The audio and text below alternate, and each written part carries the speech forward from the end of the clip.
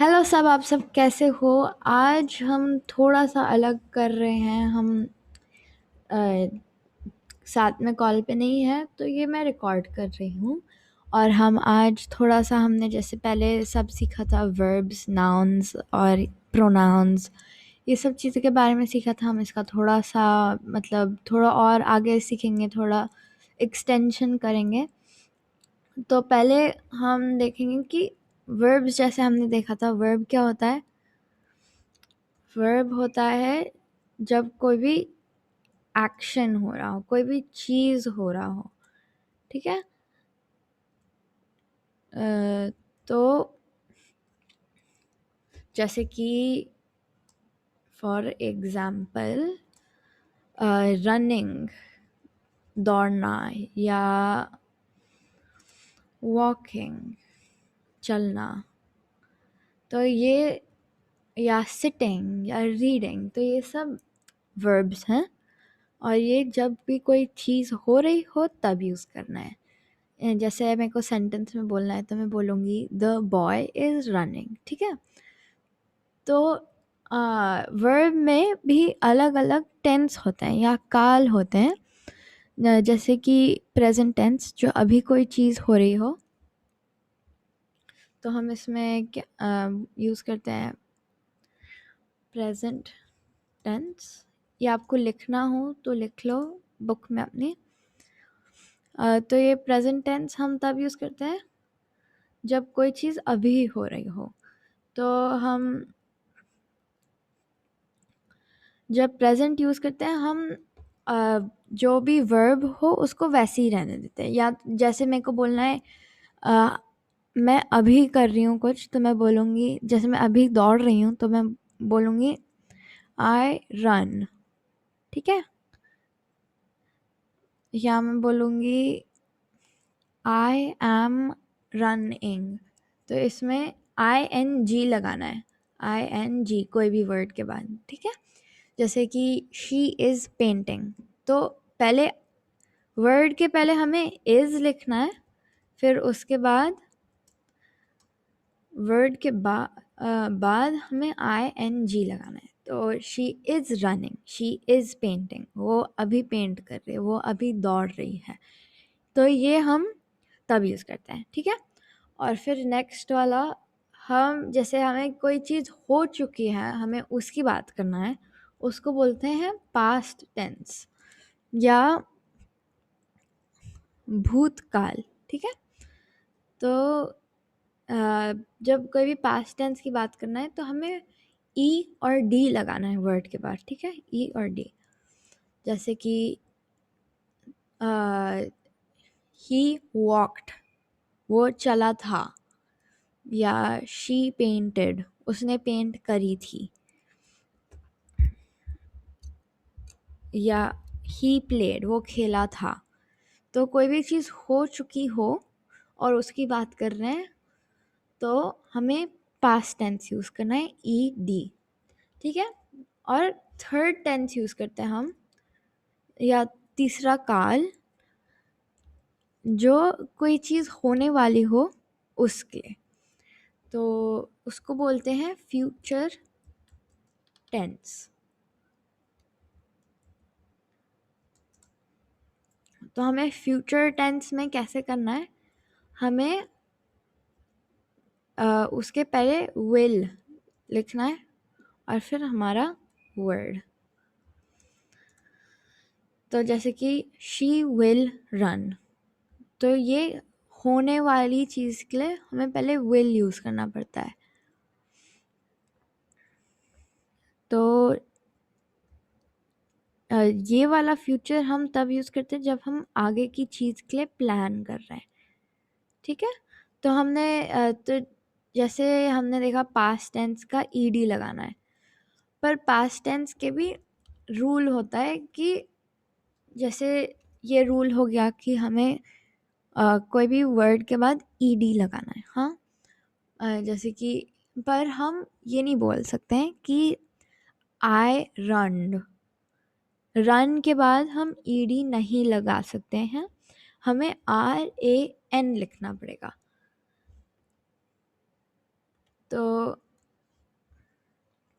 Past tense हमें बोलना है कि मैं दौड़ी थी, तो हमें रैन बोलना पड़ेगा, हम रन्ड नहीं बोल सकते हैं। या तो और फिर हम इस जैसे मेरे को बोलना है कि मैं अभी दौड़ रही हूँ, तो मैं बोलूँगी या मैं कोई और, मैं बोल रही हूँ कि कोई और दौड़ रहा है, तो I will say she is running, तो मतलब वो दौड़ रही है। मैं इसमें बोल सकती हूँ शी रैन, ठीक है। और अगर मेरे को बोलना है कि वो कल दौड़ेगी या कभी और आगे दौड़ेगी कोई और टाइम में, तो मैं बोलूँगी शी विल रन, ठीक है। तो ये बेसिक काल हैं 3, प्रेजेंट टेंस, पास्ट टेंस और फ्यूचर टेंस। ये हम सारे वर्ब्स के लिए यूज़ करते हैं। चलो एक और एग्जांपल लेते हैं हम। जैसे मेरे को बोलना है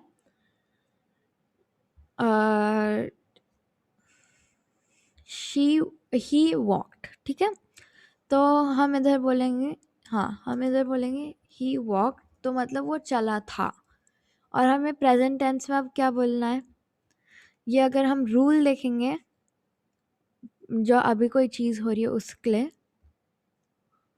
तो इसका रूल है इज़ लगाना है पहले, तो और फिर वर्ड क्या है, वर्ड है वॉक, चलना, ठीक है। और उसके बाद हमें लगाना है ING। तो हम ऐसे पूरा सेंटेंस देखेंगे तो इधर लिखा है ही इज़ वॉकिंग, वो चल रहा है अभी। और फिर अगर मेरे को बोलना है कि वो आगे कभी तभी चलेगा, तो मैं बोलूँगी, देखो ये फॉर्मूला इधर लिखा है कि कैसे करना है यहाँ, तो मैं इसको यूज़ करके लिख सकती हूँ इधर, ही विल वॉक, वो चलेगा कभी तभी आगे, इस टाइम में नहीं, पहले नहीं चला, आगे चलेगा, ठीक है। भविष्य काल ये, ठीक है। तो ये 3 काल बहुत इम्पोर्टेंट है। ये वर्तमान काल, भूतकाल और भविष्य काल, ठीक है। तो ये हम वर्ब्स के लिए यूज़ करते हैं। कोई भी वर्ब हो तो हम इसको यूज़ करते हैं।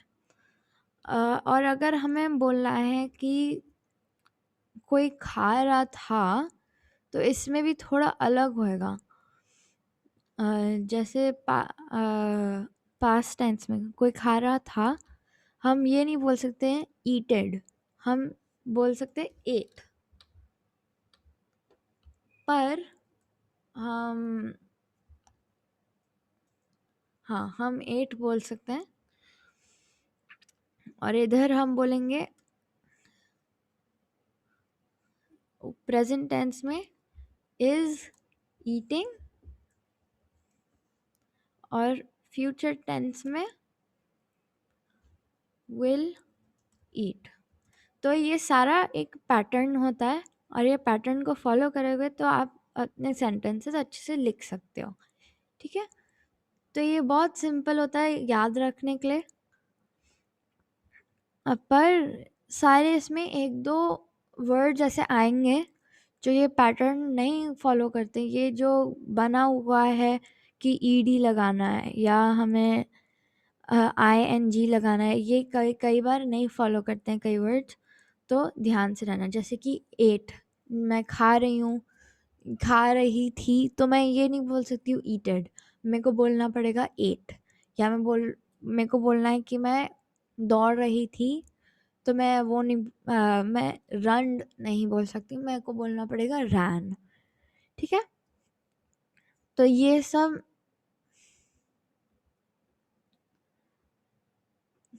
तो ये याद रखना। और फिर हम आपको याद है तो हमने देखे थे वो क्या होते हैं, प्रोनाउंस। तो प्रोनाउंस क्या होते हैं? प्रोनाउंस होते हैं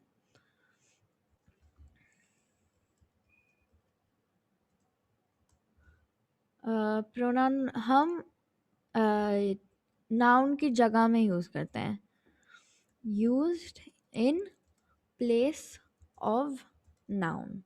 ठीक है, तो जैसे कि मेरे को बोलना है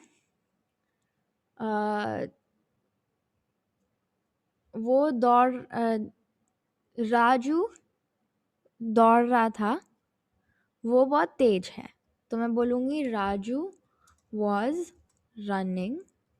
तो हमने देखो इधर हमने क्या यूज़ किया, हमने इधर पास्ट टेंस यूज़ किए। तो हम या तो वॉज रनिंग बोल सकते हैं या हम बोल सकते हैं रैन। तो इसमें वर्ब हमने रैन यूज़ करे, राजू रैन, ही वॉज फास्ट। तो हमने राजू की जगह हमने इधर प्रोनाउन लगा दिए, तो राजू नाउन है और ही प्रोनाउन है। ठीक है, और अगर हमें याद है कि हर सेंटेंस के आगे हमें कैपिटल लेटर लगाना है और कोई भी नाम हो तो हमें कैपिटल लेटर लगाना है। तो ये हुई दो छोटी प्रॉपर सेंटेंसेस। ठीक है, तो हमने ये तो सीख लिया कि प्रोनाउन क्या है। पर अगर हमें बोलना है कि ये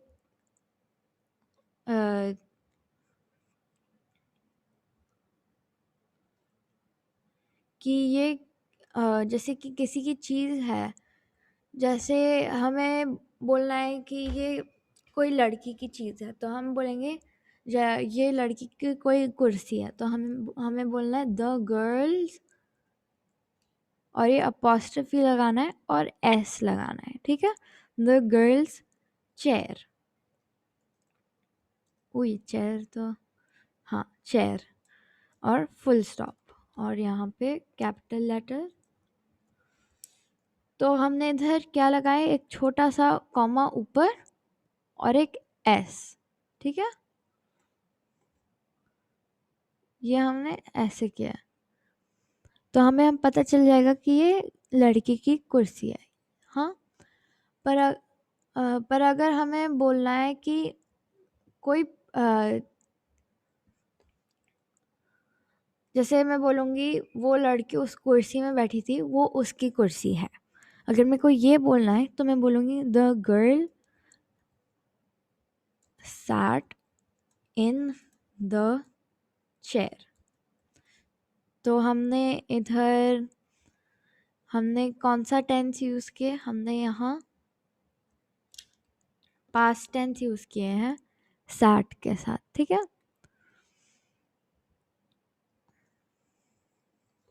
और यहाँ capital letter, the girl sat in the chair. और हमें अब बोलना है कि वो कुर्सी उसकी है, तो हम ऐसे बोलेंगे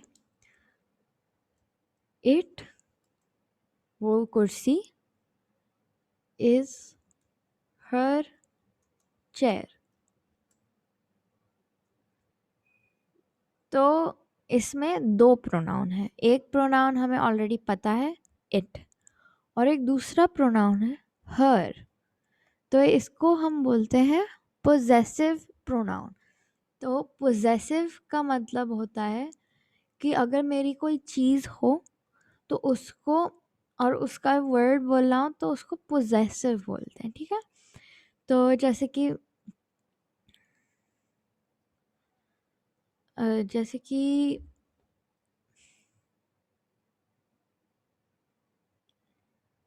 ऐसे बहुत सारे प्रोनाउन हैं।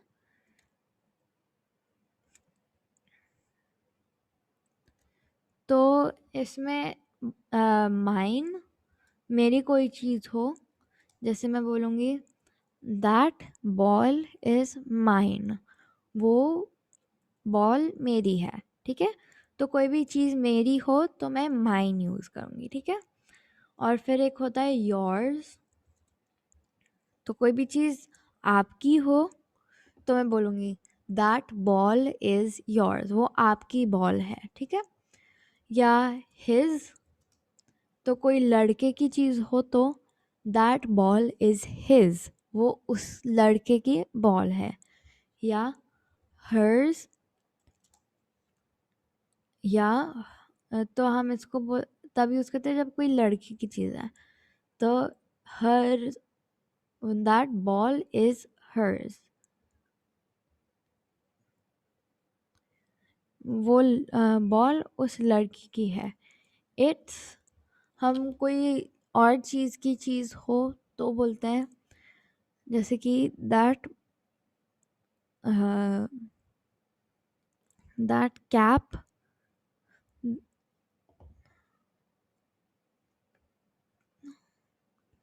तो हम इट्स तब यूज करते हैं जब कोई चीज और कोई और चीज की हो, जैसे कि दैट इज इट्स कैप, तो वो उसका ढक्कन है, ठीक है। हम आर्स भी यूज करते हैं हमारी कोई चीज हो तो, जैसे कि दैट बॉल इज आर्स, वो हमारी बॉल है, ठीक है।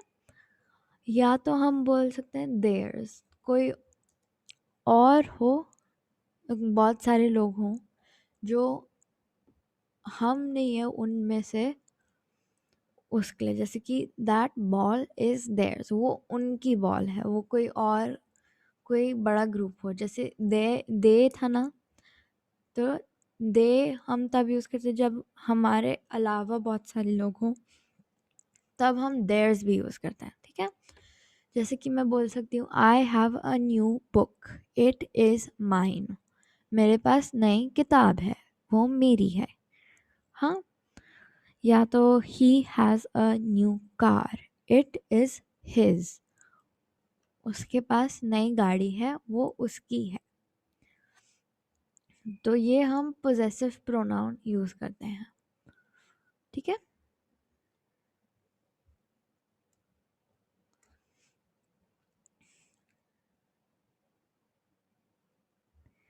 ठीक है, और हम अगर यही प्रोनाउन में देखते रहे, हमने देखा था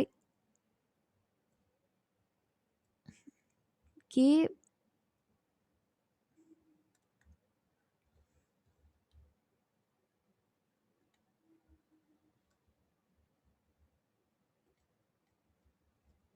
हमने देखा था कि प्रोनाउन को किधर यूज़ करना है, तो हम उसको फिर से देखते हैं। तो मैं एक नाउन बोलूँगी और मैं आपको 10 सेकंड दूंगी, और आप लिखो कि कौन सा प्रोनाउन यूज़ करना है, ठीक है। तो अगर मैं बोलूँगी द गर्ल, और हम आपके ऑप्शंस हैं शी, इनमें से देखो, इनमें से बताओ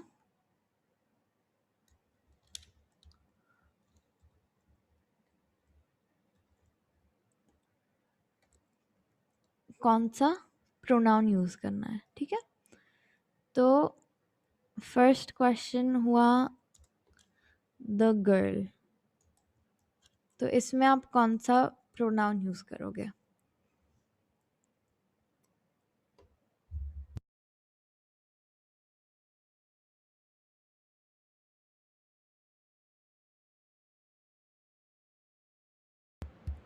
ठीक है, तो हम इसमें शी प्रोनाउन यूज़ करेंगे क्योंकि ये कोई लड़की है और हम कोई लड़की की बात कर रहे हैं, ठीक है। और फिर अगर हम अगला देखेंगे क्वेश्चन, तो अ कार, इसमें कौन सा प्रोनाउन यूज़ करेंगे, ठीक है।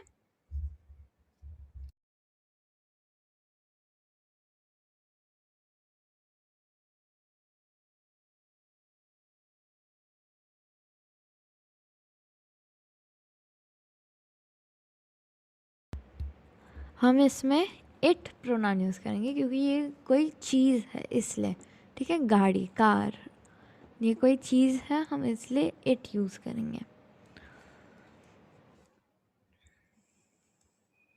हम एक और देखते हैं फिर, द बॉयज़, तो इसमें हमने एस लगाया है, मतलब ये प्लूरल है, मतलब एक से ज़्यादा है, तो हम इसमें क्या यूज़ करेंगे?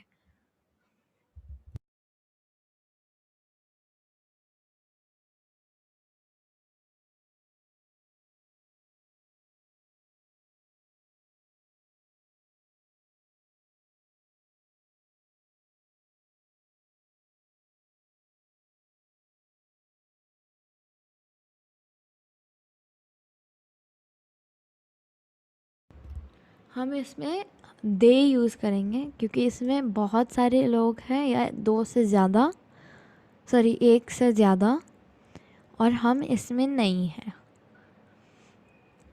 ठीक है, तो ये हमने रिकैप कर लिया जो हमने पहले करे थे प्रोनाउंस, और हमने पोजेसिव प्रोनाउंस भी देख लिया। और हम अब देखेंगे जैसे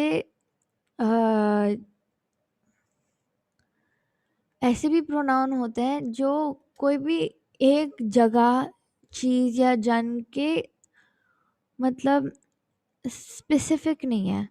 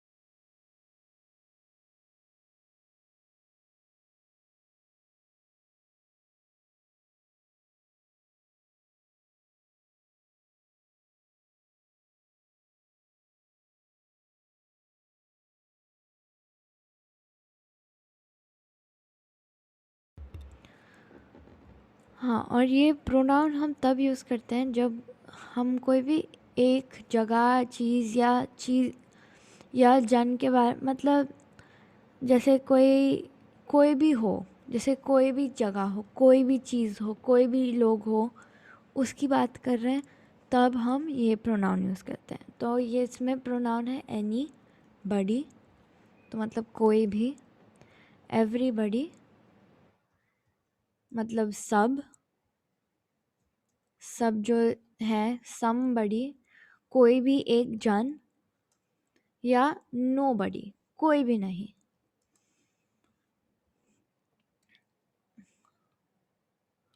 तो हम एनीबडी जब हम कोई भी लोग जैसे एक ग्रुप हो, एक बहुत सारे लोग हों, उनमें से कोई भी बोल सकते हैं कि अ,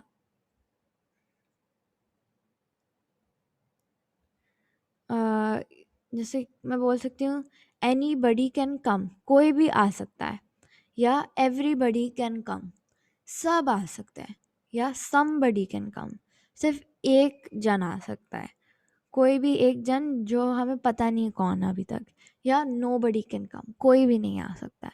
तो ये हम तब यूज़ करते हैं जब हमें कोई एक चीज़ के बारे में नहीं बात करना, लाइक कोई एक स्पेसिफिक चीज़ या कोई हमें कोई चीज़ पता नहीं हो, तब यूज़ करते हैं। ठीक है,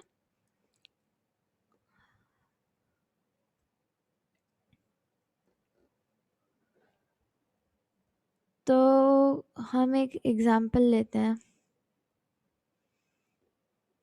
जैसे कि मैं बोल सकती हूँ एवरी बडी इज़ हैप्पी, सब खुश हैं, सब लोग। ठीक है, या मैं बोल सकती हूँ नो बडी इज लाफिंग, कोई भी नहीं हंस रहा। तो हम देखो ऐसे सोच सकते हैं, नो बॉडी मतलब कोई भी, नो लिखा है तो मतलब कोई भी नहीं, नथिंग, कुछ नहीं। या एवरीबडी लिखा है, एवरी का मतलब सब चीज, ठीक है, तो एवरीबडी सब लोग, एनीबडी, और सम, जैसे हम बोल सकते हैं somebody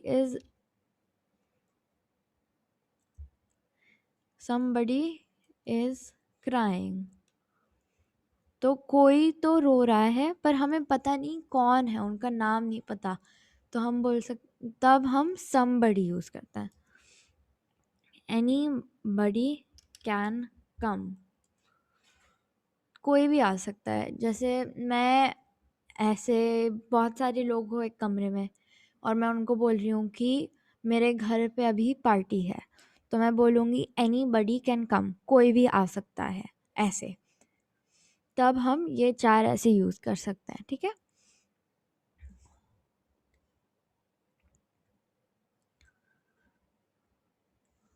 हम ये थोड़ा और फिर से देखेंगे दूसरे लेसन में, पर अभी के लिए हम आगे बढ़ते हैं और हम देखते हैं पंक्चुएशन में थोड़ा और देखते हैं। अगर आप सबको याद है, हमने पंक्चुएशन में वो सीखा था, फुल स्टॉप कहाँ यूज़ करते हैं, क्वेश्चन मार्क कहाँ यूज़ करते हैं, और एक्सक्लेमेशन मार्क कहाँ यूज़ करते हैं। तो अब मैं आपको दिखाऊंगी कि ये कैसे दिखता है।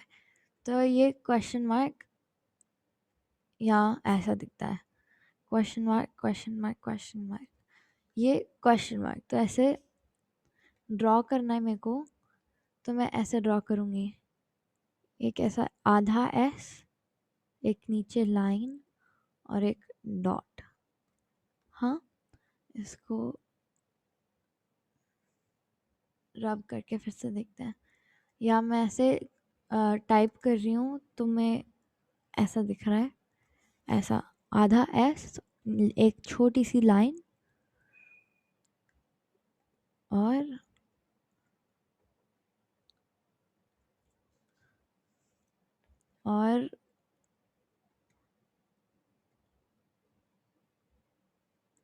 एक नीचे डॉट। तो इसको थोड़ा बड़ा करके देखते हैं। हाँ,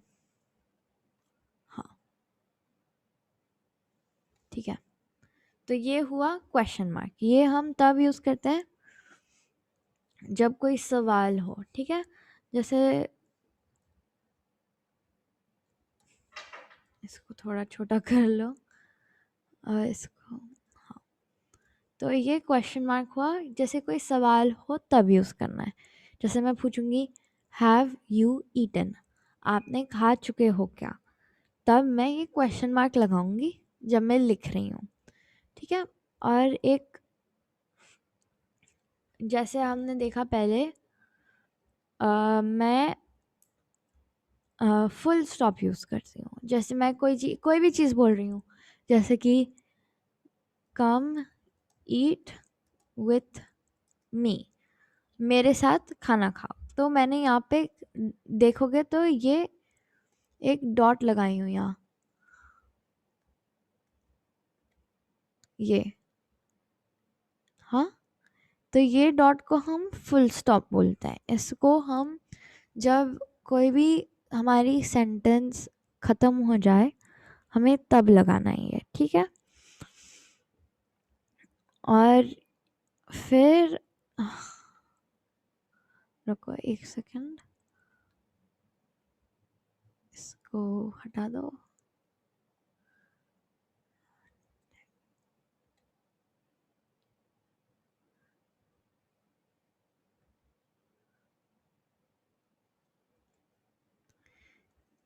क्वेश्चन मार्क, और हाँ, और फिर हम इधर लिखेंगे फुल स्टॉप, और इधर हमने तीसरा भी देखा था, एक्सक्लेमेशन मार्क, लाइन और एक डॉट। तो इसको फुल स्टॉप ऐसे लिखते हैं और इसको एक्सक्लेमेशन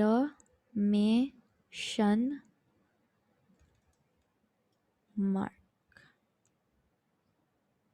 तो हमने क्या देखा था कि एक्सक्लेमेशन मार्क हमें कब यूज़ करना है, जब कोई ज़ोर से बोल रहा है या कोई अचानक की चीज़ हो जाए, तब हमें एक्सक्लेमेशन मार्क बोलना है।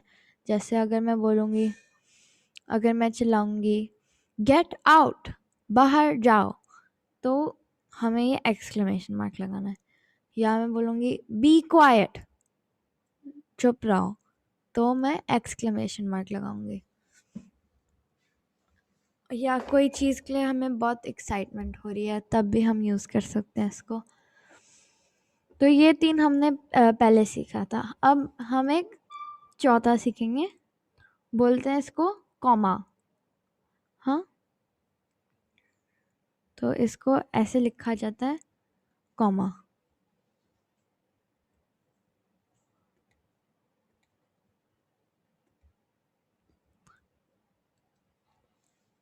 हाँ, और इसको हम सेंटेंस में कैसे, इसका नाम कॉमा ऐसे लिखते हैं। हाँ,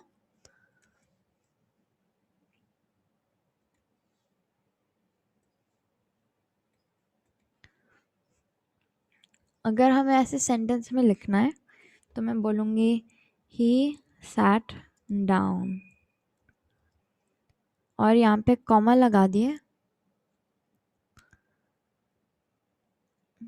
he sat down, he was hungry।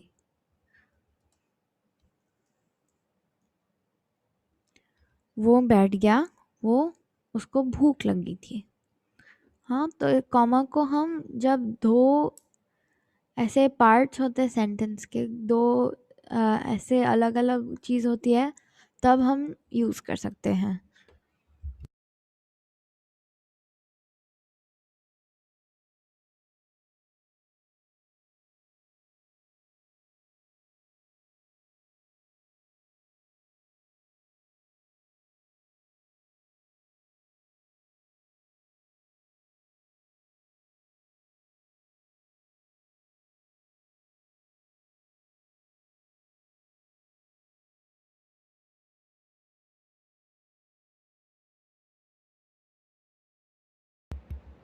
Okay,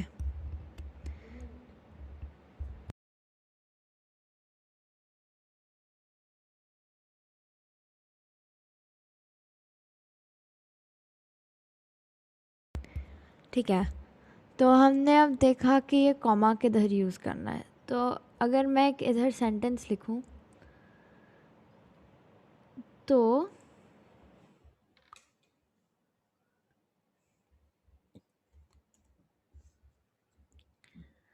अ, अ, हम कॉमा तब भी यूज़ करते हैं जब हम कोई लिस्ट लिख रहे हों, जब हम ऐसे बहुत सारी चीज़ें एक सेंटेंस में लिख रहे हो, हम तब भी यूज़ करते हैं कॉमा। जैसे मेरे को बोलना है I like to read, eat and run. ठीक है, मेरे को पढ़ना, खाना और दौड़ना अच्छा लगता है, तो मैंने इधर ये कॉमा यूज़ कर लिया मैंने इधर ये कॉमा यूज़ कर लिया ये दोनों वर्ड्स को अलग दिखाने के लिए। ठीक है, या तो मैं एक ऐसा सेंटेंस लिखती हूँ और आप 1 मिनट सोच के लिखो कि कहाँ लिखना है कॉमा। ठीक है, Raju pledge cricket, football and cricket, football and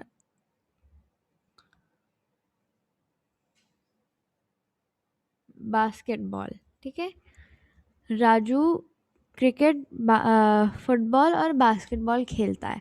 तो अब अगर हम देखेंगे इधर कॉमा किधर लगाना है, क्योंकि ये लिस्ट है, ये लिस्ट बन गई तो हमें कॉमा लगाना पड़ेगा।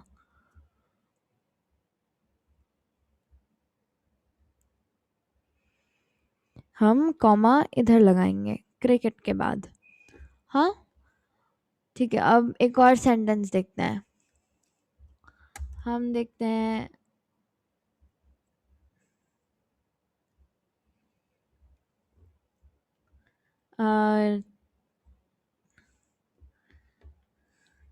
छुटकी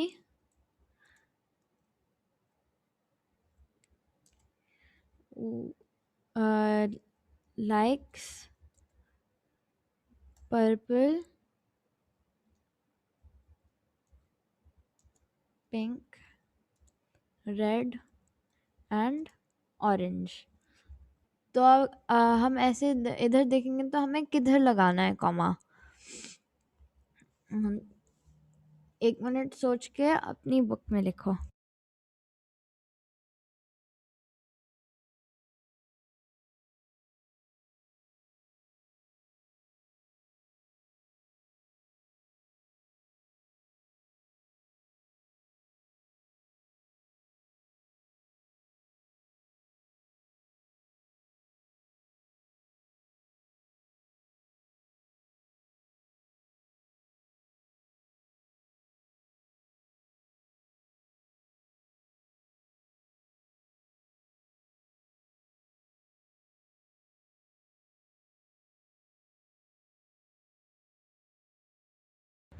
ठीक है, तो हमें इधर लगाना पड़ेगा छुटकी लाइक्स पर्पल के बाद purple, pink, red, not read, red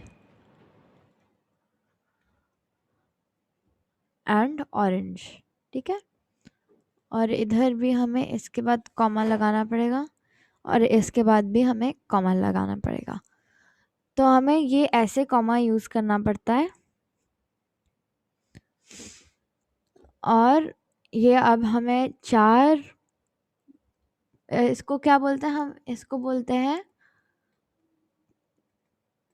punctuation. Punctuation, हाँ। पंक्चुएशन हम तब यूज़ करते हैं जब हम कोई भी सेंटेंस लिख रहे हो और हमें सेंटेंस को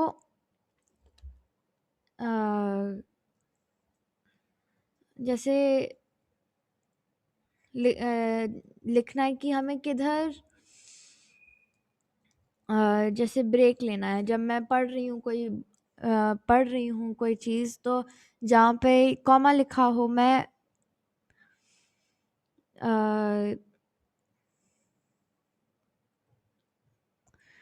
तो कॉमा लिखा हो तो मैं इधर पॉज करूँगी। जैसे कहीं लिखा हो कि ही सैट डाउन, फिर मैं कॉमा लिखा होगा और फिर मैं आगे पढ़ूंगी and he read a book. तो वो कॉमा हमें पता चलता है कि यहाँ दो अलग अलग पार्ट्स हैं सेंटेंस के, ठीक है।